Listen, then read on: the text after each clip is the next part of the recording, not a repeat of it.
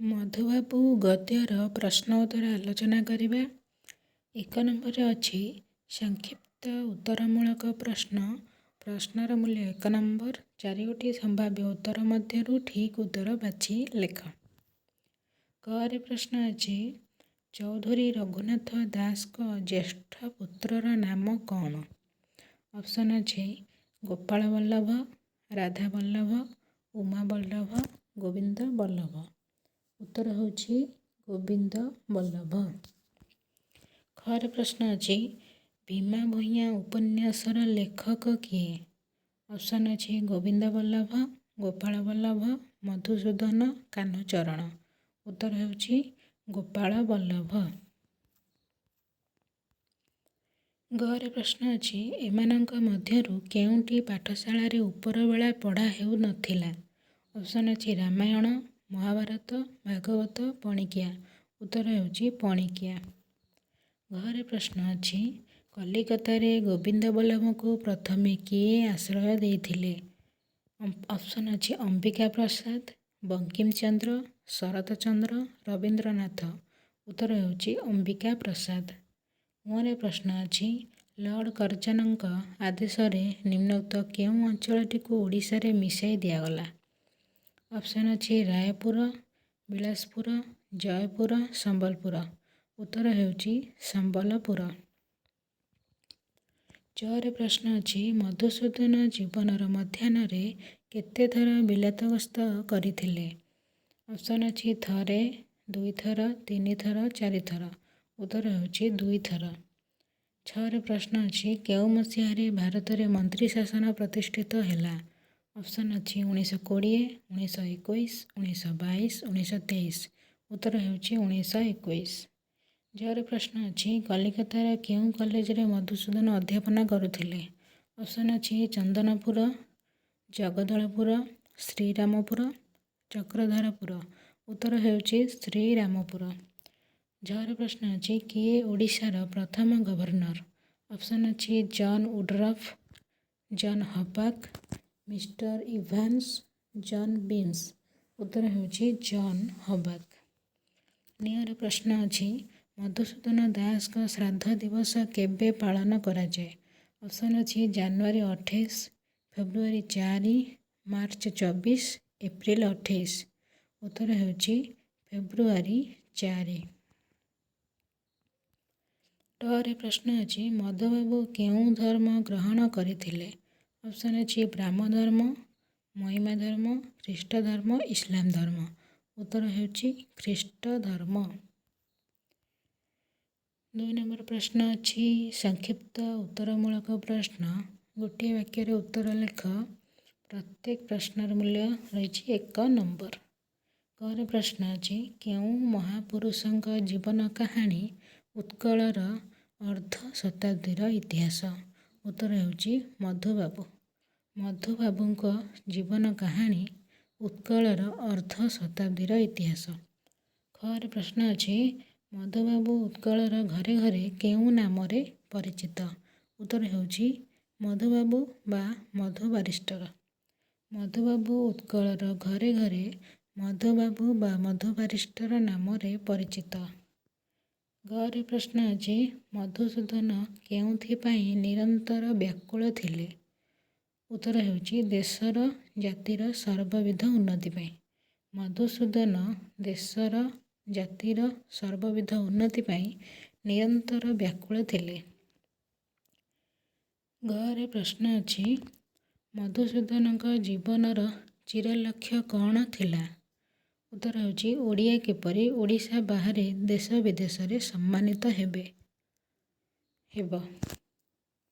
ମଧୁସୂଦନଙ୍କ ଜୀବନର ଚିରଲକ୍ଷ୍ୟ ଥିଲା ଓଡ଼ିଆ କିପରି ଓଡ଼ିଶା ବାହାରେ ଦେଶ ବିଦେଶରେ ସମ୍ମାନିତ ହେବେ।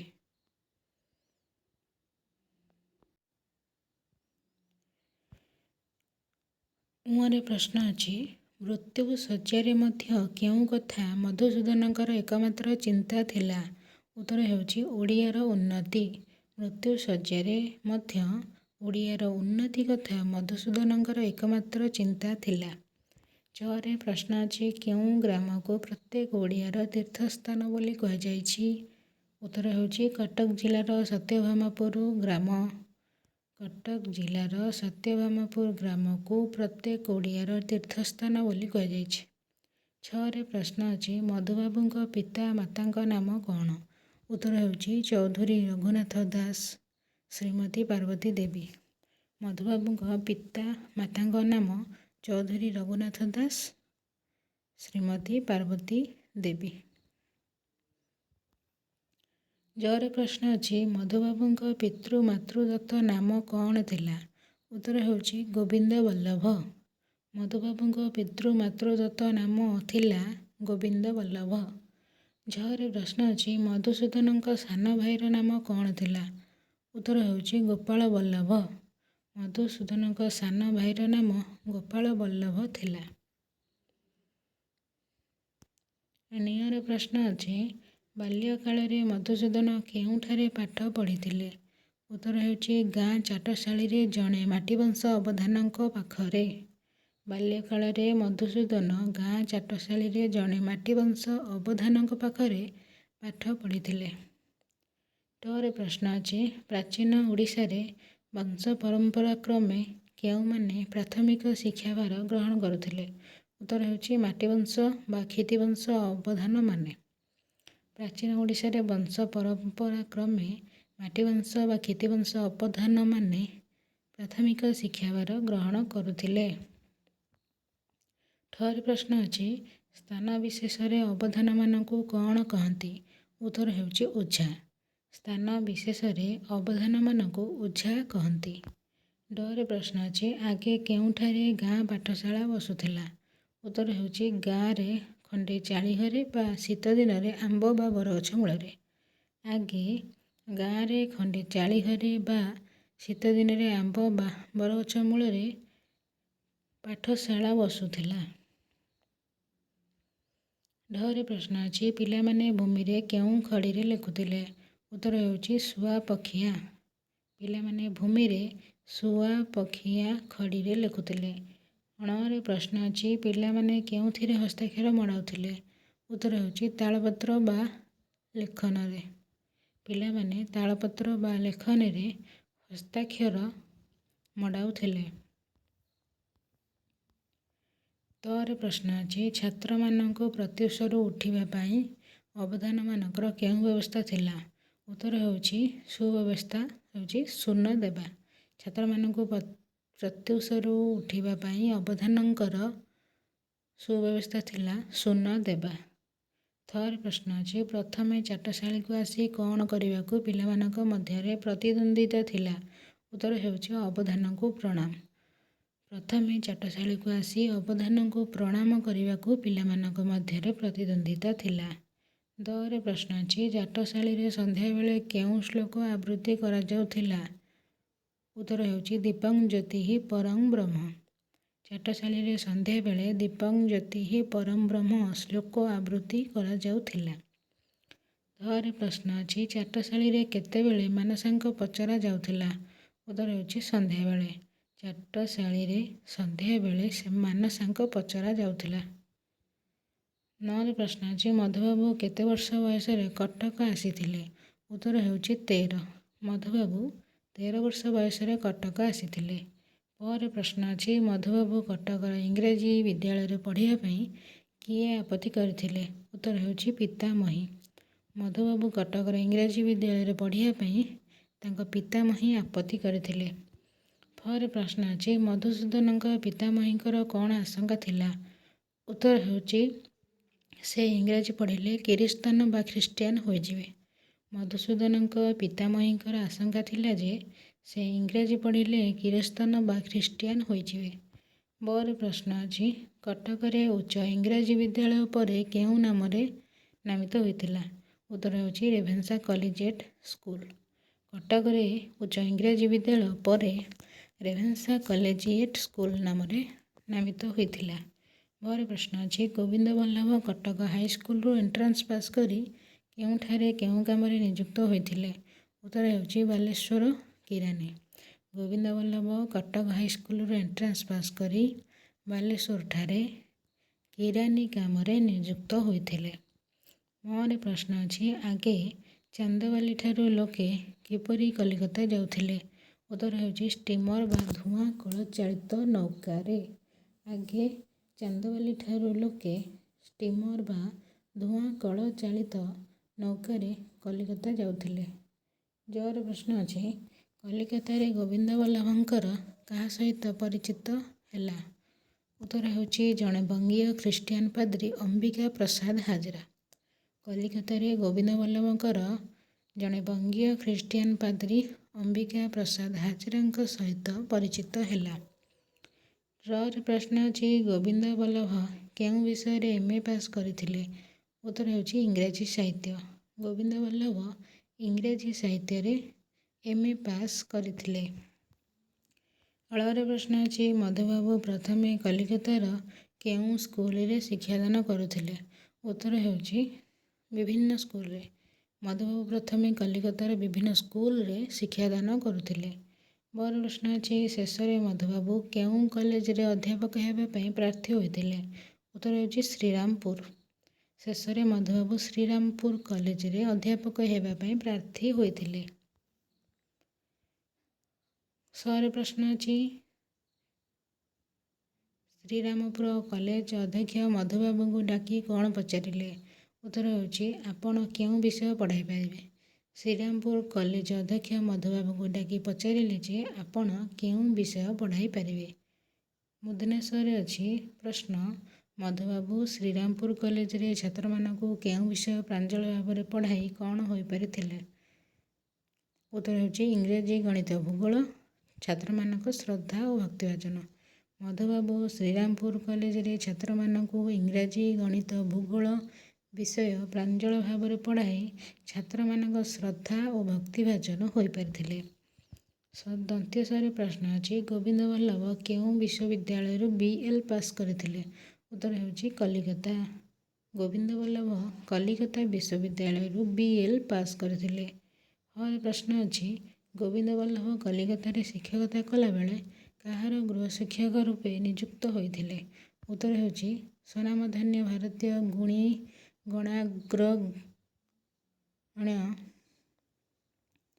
ସାର୍ ଆଶୁତୋଷ ମୁଖୋପାଧ୍ୟାୟ। ଗୋବିନ୍ଦ ବଲ୍ଲଭ କଲିକତାରେ ଶିକ୍ଷକତା କଲାବେଳେ ସ୍ୱନାମଧନ୍ୟ ଭାରତୀୟ ଗୁଣୀ ଗଣାଗ୍ରଗଣ୍ୟ ସାର୍ ଆଶୁତୋଷ ମୁଖୋପାଧ୍ୟାୟ ଗୃହଶିକ୍ଷକ ରୂପେ ନିଯୁକ୍ତ ହୋଇଥିଲେ। ରେ ପ୍ରଶ୍ନ ଅଛି, ମଧୁବାବୁ କଲିକତା ହାଇକୋର୍ଟରେ ଓକିଲାତି କଲାବେଳେ କାହାର ଅନୁବାଦକ ଭାବରେ ନିଯୁକ୍ତି ପାଇଥିଲେ? ଉତ୍ତର ହେଉଛି ପ୍ରିଭି କାଉନସିଲର। ମଧୁବାବୁ କଲିକତା ହାଇକୋର୍ଟରେ ଓକିଲାତି କଲାବେଳେ ପ୍ରିଭି କାଉନସିଲର ଅନୁବାଦକ ଭାବରେ ନିଯୁକ୍ତି ପାଇଥିଲେ। ରେ ପ୍ରଶ୍ନ ଅଛି, ମଧୁସୂଦନ କେଉଁ କାଗଜପତ୍ରକୁ ଇଂରାଜୀରେ ଅନୁବାଦ କରୁଥିଲେ? ଉତ୍ତର ହେଉଛି ଓଡ଼ିଆ। ମଧୁସୂଦନ ଓଡ଼ିଆ କାଗଜପତ୍ରକୁ ଇଂରାଜୀରେ ଅନୁବାଦ କରୁଥିଲେ। ରେ ପ୍ରଶ୍ନ ଅଛି, ମଧୁସୂଦନ ଓଡ଼ିଆ କର୍ମୀମାନଙ୍କ ଶିକ୍ଷାର ବିସ୍ତାର ପାଇଁ କଲିକତାରେ କେଉଁ ବିଦ୍ୟାଳୟ ସ୍ଥାପନ କରିଥିଲେ? ଉତ୍ତର ହେଉଛି ନୈଶ ବିଦ୍ୟାଳୟ। ମଧୁସୂଦନ ଓଡ଼ିଆ କର୍ମୀମାନଙ୍କ ଶିକ୍ଷାର ବିସ୍ତାର ପାଇଁ କଲିକତାରେ ନୈଶ ବିଦ୍ୟାଳୟ ସ୍ଥାପନ କରିଥିଲେ। ରେ ପ୍ରଶ୍ନ ଅଛି, ମଧୁସୂଦନ କଲିକତା ଛାଡ଼ିବା ପରେ ନୈଶ ବିଦ୍ୟାଳୟଗୁଡ଼ିକର କ'ଣ ହେଲା? ଉତ୍ତର ହେଉଛି ଭାଙ୍ଗିଗଲା। ମଧୁସୂଦନ କଲିକତା ଛାଡ଼ିବା ପରେ ନୈଶ ବିଦ୍ୟାଳୟଗୁଡ଼ିକର ଅବସ୍ଥା ନୈଶ ବିଦ୍ୟାଳୟଗୁଡ଼ିକ ଭାଙ୍ଗିଗଲା। ବିସର୍ଗରେ ପ୍ରଶ୍ନ ଅଛି, କେଉଁ ରାଜାଙ୍କ ନାମରେ ଗୋଟିଏ ବର୍ଷ ଗଣନା ହୁଏ? ଉତ୍ତର ହେଉଛି ପୁରୀର ଗଜପତି ମହାରାଜା। ପୁରୀର ଗଜପତି ମହାରାଜାଙ୍କ ନାମରେ ଗୋଟିଏ ବର୍ଷ ଗଣନା ହୁଏ। ଚନ୍ଦ୍ରବିନ୍ଦୁରେ ପ୍ରଶ୍ନ ଅଛି, ମଧୁସୂଦନଙ୍କ ଜୀବନର ଶ୍ରେଷ୍ଠ ସାଧନା କ'ଣ? ଉତ୍ତର ହେଉଛି ବିଚ୍ଛିନ୍ନ ଓଡ଼ିଆଭାଷୀ ଅଞ୍ଚଳର ଏକତ୍ରୀକରଣ। ମଧୁସୂଦନଙ୍କ ଜୀବନର ଶ୍ରେଷ୍ଠ ସାଧନା ହେଉଛି ବିଚ୍ଛିନ୍ନ ଓଡ଼ିଆଭାଷୀ ଅଞ୍ଚଳର ଏକତ୍ରୀକରଣ। ରେ ପ୍ରଶ୍ନ ଅଛି, ଓଡ଼ିଆଭାଷୀ ଅଞ୍ଚଳର ଏକତ୍ରୀକରଣର ପ୍ରଥମ ଉଦ୍ୟମ କ'ଣ? ଉତ୍ତର ହେଉଛି ଉତ୍କଳ ସମ୍ମିଳନୀର ପ୍ରତିଷ୍ଠା। ଓଡ଼ିଆଭାଷୀ ଅଞ୍ଚଳର ଏକତ୍ରୀକରଣର ପ୍ରଥମ ଉଦ୍ୟମ ହେଉଛି ଉତ୍କଳ ସମ୍ମିଳନୀର ପ୍ରତିଷ୍ଠା। ରେ ପ୍ରଶ୍ନ ଅଛି, ମଧୁସୂଦନ ସ୍ଥାପନ କରିଥିବା ଜୋତା କାରଖାନାର ନାମ କ'ଣ? ଉତ୍ତର ହେଉଛି ଉତ୍କଳ ଟାନେରୀ। ମଧୁସୂଦନ ସ୍ଥାପନ କରିଥିବା ଜୋତା କାରଖାନାର ନାମ ହେଉଛି ଉତ୍କଳ ଟାନେରୀ। ଟ୍ରିପଲ୍ ଆଇରେ ପ୍ରଶ୍ନ ଅଛି, ମଧୁସୂଦନ ଜୀବନର ମଧ୍ୟାହ୍ନରେ କେତେଥର ବିଲାତ ଯାଇଥିଲେ? ଉତ୍ତର ହେଉଛି 2 ଥର। ମଧୁସୂଦନ ଜୀବନର ମଧ୍ୟାହ୍ନରେ 2 ଥର ବିଲାତ ଯାଇଥିଲେ।